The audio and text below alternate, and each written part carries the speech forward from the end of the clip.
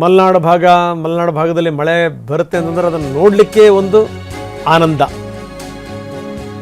ಆದರೆ ಈ ಮಳೆಯ ಅವಾಂತರಗಳಿದಾವಲ್ಲ, ಭಯಂಕರ ಕಷ್ಟ.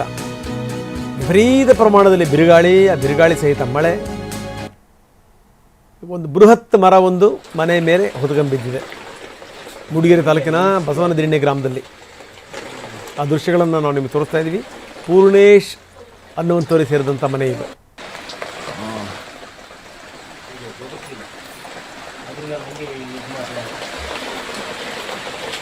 ಎರಡೆರಡು ದೃಶ್ಯಾವಳಿಗಳನ್ನು ನಿಮಗೆ ತೋರಿಸ್ತಾ ಇದ್ದೀವಿ. ಮತ್ತಿಕಟ್ಟೆಯಲ್ಲಿ ರಸ್ತೆಗೆ ಅಡ್ಡಲಾಗಿ ಮರ ಬಿದ್ದಿದೆ. ಮೂಡಿಗೆರೆ ಮತ್ತಿಕಟ್ಟೆ ಅಲ್ಲಿ ನೋಡಿ ಮರ ಬಿದ್ದಿರೋದು. ಹೀಗಾಗಿ ಅಲ್ಲಿ ಸಂಚಾರ ಅಸ್ತವ್ಯಸ್ತಗೊಂಡಿದೆ. ಬನ್ನಿ, ನಮ್ಮ ಪ್ರತಿನಿಧಿ ಅಶ್ವೇತ್ ಈಗ ನಮ್ಮೊಂದಿಗೆ ನೇರ ಸಂಪರ್ಕದಲ್ಲಿದ್ದಾರೆ. ಅಶ್ವೇತ್, ನಾನು ಹೇಳ್ತಾ ಇದ್ದೆ ಮಳೆ ಬಂದ್ರೇ ಚಂದ, ಅದರಲ್ಲೂ ಮಲೆನಾಡು ಮಳೆ ಬಹಳ ಅದ್ಭುತ. ಆದರೆ ಇದು ಸೃಷ್ಟಿ ಮಾಡುವಂಥ ಅವಾಂತರಗಳಿದೆಯಲ್ಲ, ಅದು ಮಾತ್ರ ಬಹಳ ಭೀಕರ. ನೋಡಿ, ಅದನ್ನೇ ನಾವೀಗ ತೋರಿಸ್ತಾ ಇದ್ವಿ. ಎಷ್ಟರ ಮಟ್ಟಿಗೆ ಅಂತಂದರೆ, ಒಂದು ಕಡೆಗೆ ಬಿರುಗಾಳಿ ಸಹಿತ ಮಳೆ ಸಹಿಸ್ಕೊಳ್ಳೋದು ಬಹಳ ಕಷ್ಟ. ಮರಗಳು ಹೊತ್ಕೊಂಡು ಬೀಳ್ತಾ ಇವೆ. ಕೆಲವೊಂದು ಕಡೆಗೆ ರಸ್ತೆಯಲ್ಲಿ ಸಂಚಾರ ವ್ಯತ್ಯಯ ಆಗಿದೆ. ಇನ್ನೊಂದು ಕಡೆಗೆ ಜನರು ಕೂಡ ಪರದಾಡ್ತಾ ಇದ್ದಾರೆ. ಹೇಗಿದೆ ಓವರಾಲ್ ಸ್ಥಿತಿಗತಿಗಳು ಅಶ್ವೇತ್? ಖಂಡಿತವಾಗ್ಲೂ ರಂಗನಾಥ್, ಮುಂಗಾರಿನಲ್ಲಿ ಮಲೆನಾಡನ್ನ ನೋಡೋದೇ ಒಂದು ಚಂದ. ಆದರೆ ಈ ಬಾರಿ ಮುಂಗಾರು ವಾಡಿಕೆ ಪ್ರಮಾಣದಷ್ಟು ಕಾಫಿನಾಡಲ್ಲಿ ಸುರಿದಿಲ್ಲ. ಪ್ರಮುಖವಾಗಿ ಮಳೆ ನಿನ್ನೆಯಿಂದ ಆರಂಭವಾಗಿದೆ. ಧಾರಾಕಾರವಾಗಿ ಮಳೆ ಬರ್ತಾ ಇದೆ. ಆದರೆ ಧಾರಾಕಾರ ಮಳೆಯ ಜೊತೆಗೆ ವೇಗವಾಗಿ ಬಿರುಗಾಳಿ ಏನು ಬೀಸ್ತಾ ಇದೆ. ಈ ಬಿರುಗಾಳಿ ಅವಾಂತರಗಳನ್ನ ಸೃಷ್ಟಿ ಮಾಡ್ತಾ ಇರುವಂಥದ್ದು ರಂಗನಾಥ್. ಮಳೆಯ ಪ್ರಮಾಣಕ್ಕಿಂತ ಬಿರುಗಾಳಿಯ ಆರ್ಭಟ ಏನಿದೆ ಅದು ಮಲೆನಾಡು ಭಾಗದಲ್ಲಿ ಹೆಚ್ಚಿರುವಂಥದ್ದು. ಪ್ರಮುಖವಾಗಿ ಮೂಡಿಗೆರೆ ಮತ್ತು ಕಳಸ ಭಾಗ ಏನಿದೆ, ಆ ಮಲೆನಾಡು ಮತ್ತು ಪಶ್ಚಿಮ ಘಟ್ಟ ಸಾಲಿನಲ್ಲಿ ಧಾರಾಕಾರ ಮಳೆ ಆಗ್ತಾ ಇರುವಂಥದ್ದು. ಮಳೆಯ ಜೊತೆಗೆ ಬಿರುಗಾಳಿ ಕೂಡ ಸಾಕಷ್ಟು ಪ್ರಮಾಣದಲ್ಲಿ ಬೀಸ್ತಾ ಇರುವಂಥದ್ದು. ಇದರಿಂದಾಗಿ ಮುಂಜಾಗ್ರತಾ ಕ್ರಮವಾಗಿ ಕಳಸ ಮತ್ತು ಮೂಡಿಗೆರೆ ತಾಲೂಕಿನ ಅಂಗನವಾಡಿ ಮತ್ತು ಪ್ರಾಥಮಿಕ ಮತ್ತು ಪ್ರೌಢಶಾಲೆಗಳಿಗೆ ರಜೆಯನ್ನ ಘೋಷಣೆ ಮಾಡಿರುವಂಥದ್ದು. ಕಳೆದ ವರ್ಷಕ್ಕೆ ಹೋಲಿಸಿಕೊಂಡ್ರೆ ಈ ವರ್ಷ ವಾಡಿಕೆ ಪ್ರಮಾಣಕ್ಕಿಂತ 85% ಮಳೆ ಕಡಿಮೆ ಆಗಿರುವಂಥದ್ದು ರಂಗನಾಥ್. ಕಳಸ ಮತ್ತು ಮೂಡಿಗೆರೆ ಭಾಗದ ಪಶ್ಚಿಮ ಘಟ್ಟ ಸಾಲಿನಲ್ಲಿ ಮಳೆಯಾದರೆ ಹೇಮಾವತಿ, ತುಂಗಭದ್ರಾ ನದಿಗಳೇನಿದೆ ಅದರ ಒಳಹರಿವಿನಲ್ಲಿ ಏರಿಕೆಯಾಗುತ್ತೆ. ನಿನ್ನೆಯಿಂದ ಮಳೆ ಆರಂಭವಾಗಿರುವಂಥದ್ದು.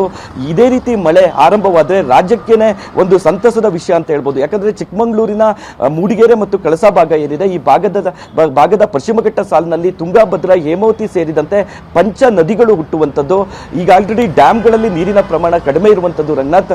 ನಮ್ಮ ಮೂಡಿಗೆರೆ ಮತ್ತು ಕಳಸ ಭಾಗದಲ್ಲಿ ಮಳೆ ಆದರೆ ಅಷ್ಟು ಡ್ಯಾಮ್ಗಳ ನೀರು ಬರುತ್ತೆ, ಜೊತೆಗೆ ನದಿಗಳಲ್ಲಿ ಒಳಹರಿವು ಕೂಡ ಹೆಚ್ಚಾಗುವಂಥದ್ದು. ಆದರೆ ಈ ಬಿರುಗಾಳಿ ಏನಿದೆ ರಂಗನಾಥ್, ಅದು ಸಾಕಷ್ಟು ಆತಂಕವನ್ನು ಸೃಷ್ಟಿ ಮಾಡಿರುವಂಥದ್ದು. ಮಳೆಯ ಪ್ರಮಾಣಕ್ಕಿಂತ ಈ ವರ್ಷ ಬಿರುಗಾಳಿ ಹೆಚ್ಚಿರುವಂಥದ್ದು. ಇದರಿಂದಾಗಿ ಮೂಡಿಗೆರೆಯ ಬಡವನದಿಣ್ಣೆ ಗ್ರಾಮ ಏನಿದೆ ಅಲ್ಲಿ ಮನೆಯ ಮೇಲೆ ಮರ ಬಿದ್ದಿರುವಂಥದ್ದು, ಜೊತೆಗೆ ಮತಿಗಟ್ಟೆ ಗ್ರಾಮ ಏನಿದೆ ಅಲ್ಲಿ ಸಂಪರ್ಕಿಸುವಂತಹ ರಸ್ತೆಗೆ ಮರ ಅಡ್ಲಾಗಿ ಬಿದ್ದಿರುವಂಥದ್ದು. ಇದರಿಂದಾಗಿ ರಸ್ತೆ ಸಂಪರ್ಕ ಅಸ್ತವ್ಯಸ್ತವಾಗಿರುವಂಥದ್ದು. ಬೀಸ್ತಾ ಇರುವಂತಹ ಬಿರುಗಾಳಿ ಏನಿದೆ ಇದು ಸಾಕಷ್ಟು ಮಲೆನಾಡಿಗರಿಗೆ ಒಂದು ಆತಂಕವನ್ನ ತಂದಿದೆ ಅಂತಾನೆ ಹೇಳ್ಬೋದು. ಇದೆಲ್ಲದರ ಜೊತೆಗೆ ತಾವೊಂದು ಮಾತನ್ನು ಹೇಳಿದ್ರಿ, 85% ಮಳೆ ಈ ಬಾರಿ ಕಡಿಮೆ ಆಗಿರೋದು ಅನ್ನುವಂಥದ್ದು. ಅದರ ಪರಿಣಾಮಗಳು ಏನೇನು ಆಗ್ಬೋದು ಅಂತ. ಯಾಕಂದರೆ ಈಗ ಈ ಮಳೆ ನೋಡಿ ನಾವು ಹೇಳ್ತಾ ಇದ್ದೀವಿ ವಿಪರೀತ ಮಳೆ, ವಿಪರೀತ ಅವಾಂತರ ಅಂತ. ಆದರೆ 85% ಏನಾದರೂ ಕಡಿಮೆ ಆಗಿಬಿಟ್ರೆ ಅದರ ಸ್ಥಿತಿಗತಿಗಳು ಏನಾಗುತ್ತೆ ಅಶ್ವಿತ್? ಖಂಡಿತವಾಗ್ಲೂ ರಂಗನಾಥ್, ಚಿಕ್ಕಮಗಳೂರು ಜಿಲ್ಲೆಯ ಪಶ್ಚಿಮ ಘಟ್ಟ ಮತ್ತು ಮಲೆನಾಡು ಭಾಗದಲ್ಲಿ ಧಾರಾಕಾರವಾಗಿ ಮಳೆಯಾದ್ರೆ, ಅಂದ್ರೆ ವರ್ಷದ ವಾಡಿಕೆ ಪ್ರಮಾಣದಲ್ಲಿ ಮಳೆಯಾದ್ರೆ ಇಡೀ ರಾಜ್ಯಕ್ಕೇನೆ ಬರದ ಒಂದು ಪರಿಸ್ಥಿತಿ ಇರಲ್ಲ ರಂಗನಾಥ್. ಯಾಕಂದ್ರೆ ಹೇಮಾವತಿ, ತುಂಗಭದ್ರಾ ನದಿಗಳೇನಿದೆ ಅದರ ಉಗಮ ಸ್ಥಳವೇ ಇದು. ಪ್ರಮುಖವಾಗಿ ಡ್ಯಾಮ್ಗಳಿಗೆ ನೀರು ಕೂಡ ಹೋಗ್ಬೇಕು ಅಂದ್ರೆ ಇಲ್ಲಿ ಧಾರಾಕಾರವಾಗಿ ಮಳೆ ಆಗಬೇಕು. ಪ್ರಮುಖವಾಗಿ 85% ಅಷ್ಟು ವಾಡಿಕೆ ಪ್ರಮಾಣದ ಮಳೆ ಚಿಕ್ಕಮಗಳೂರಿನಲ್ಲಿ ಕಡಿಮೆ ಆಗಿದೆ. ಆದರೆ 2 ದಿನದಿಂದ ಧಾರಾಕಾರವಾಗಿ ಪಶ್ಚಿಮ ಘಟ್ಟ ಮತ್ತು ಮಲೆನಾಡು ಭಾಗದಲ್ಲಿ ಮಳೆ ಆರಂಭವಾಗಿರುವಂಥದ್ದು. ಇದೇ ರೀತಿ ಮಳೆ ಆಗಬೇಕು ಅಂತ ಹೇಳಿ ಒಂದು ತಜ್ಞರು ಒಂದು ಅಭಿಪ್ರಾಯವನ್ನ ಪಡ್ತಾ ಇರುವಂಥದ್ದು. ಆದರೆ ಮಳೆಯ ಪ್ರಮಾಣ ಕಡಿಮೆ ಇದೆ, ಆದರೆ ಬಿರುಗಾಳಿಯ ಆರ್ಭಟ ಹೆಚ್ಚಿರುವಂಥದ್ದು.